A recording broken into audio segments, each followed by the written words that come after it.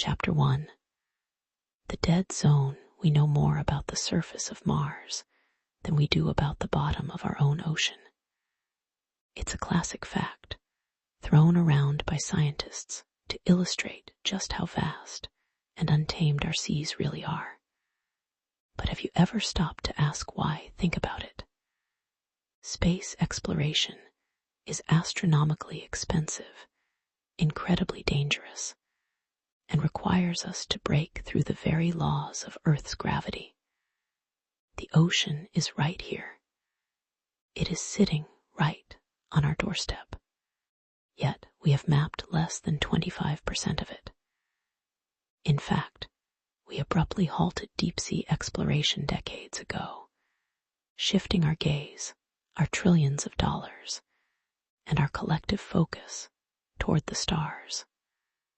Why did we turn our backs on the abyss? The official narrative says it's too expensive. They claim the extreme engineering required to survive the crushing depths simply isn't worth the financial return. But inside the scientific community, whispered rumors tell a vastly different story. A story not about a lack of funding, but about a sudden, terrifying realization. They didn't stop exploring because they ran out of money. They stopped because of what they encountered when they finally reached the absolute bottom. Chapter 2. Pressure and darkness. To understand the mystery, we have to descend into the deepest, darkest trench on planet Earth. The Mariana Trench. Located in the western Pacific, this crescent-shaped scar in the Earth's crust plunges down nearly 36,000 feet at its lowest point, known as the Challenger Deep. If you dropped Mount Everest into this trench, its peak would still be covered by more than a mile of water. Down here, the environment is fundamentally hostile to terrestrial life. The sun's rays disappear completely after just 600 feet. By the time you reach the bottom, you are engulfed in a perpetual, freezing ink-black darkness that has existed for billions of years. But the real killer isn't the dark. It's the hydrostatic pressure. At the bottom of the Mariana Trench, the water presses down at 8 tons per square inch. That is the equivalent of having an elephant standing on your thumb, multiplied thousands of times over. It is enough force to instantly crush a standard submarine like an aluminum soda can. Yet, against all scientific logic, life exists down there.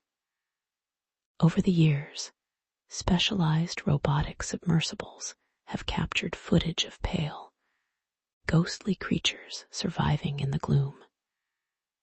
Xenophyophores, giant amphipods, and translucent snailfish thrive under conditions that should pulverize organic matter.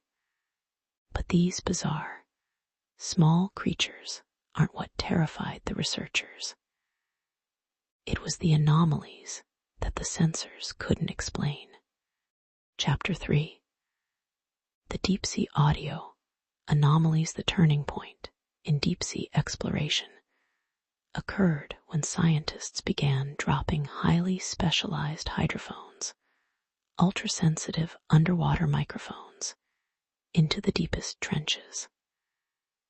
They expected to record the quiet, rhythmic sounds of shifting tectonic plates or the faint clicks of deep-sea life. Instead, they recorded things that defied explanation.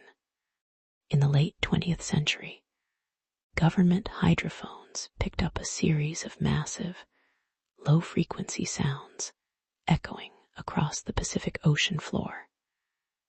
The most famous was dubbed the Bloop. It was a sound so loud, so incredibly powerful, that it was detected by sensors thousands of miles apart. Scientists initially tried to write it off as the sound of cracking icebergs, but oceanographers who analyzed the acoustic profile noticed something deeply unsettling. The frequency pattern closely matched that of a living organism. The problem: the sound was many times louder than any known creature on Earth, including the blue whale. To produce a sound that powerful, an animal would have to be hundreds, if not thousands, of feet long. And the bloop wasn't an isolated incident. Researchers dropping audio geared directly into the Mariana Trench recorded bizarre, metallic grinding noises, rhythmic thuds, and low-frequency hums coming from deep beneath the seabed. It sounded less like nature and more like machinery. Or worse, something immense, moving deliberately through the trenches. Chapter 4. The 1985 incident. The mystery deepened in 1985 during a highly classified research expedition involving a heavily armored, unmanned submersible. The vessel was equipped with high-definition cameras, sonar arrays, and a thick, reinforced steel cable meant to lower it into a newly discovered cavern inside the Mariana Trench. The first few hours, the descent went smoothly. The monitors showed nothing but empty black water and drifting marine snow. But as the submersible crossed the 30,000-foot mark, the onboard instruments suddenly went haywire. The temperature sensors spiked. The video feed flickered with severe static. Then, the entire multi-ton vessel violently jerked. On the surface, the research ship's computers registered a massive tension alarm. Something was pulling the submersible downward with immense force. Fearing they were losing millions of dollars of government hardware, the engineers engaged the emergency winches to haul the vessel back up. It took hours to pull it to the surface. When the crew finally hauled the heavy steel submersible onto the deck, the scientists fell completely silent. The heavy steel frame was severely warped and twisted, but it was the thick, reinforced cables that sent chills down their spines. The steel fibers hadn't snapped from tension. They had been frayed, gnawed, and violently torn apart. Large, unidentifiable scrape marks scored the outer hull, looking eerily like teeth marks from a predator of unimaginable scale. The mission logs were immediately classified. Deep-sea exploration funding was quietly slashed the following year, and the research team was forced to sign strict non-disclosure agreements. Chapter 5. What lies beneath today?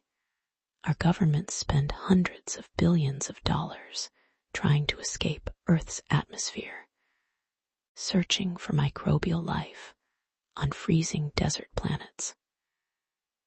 Meanwhile, our own oceans remain an uncharted wilderness. Are we really looking to the stars out of pure curiosity? Or are we looking up because we are terrified to look down?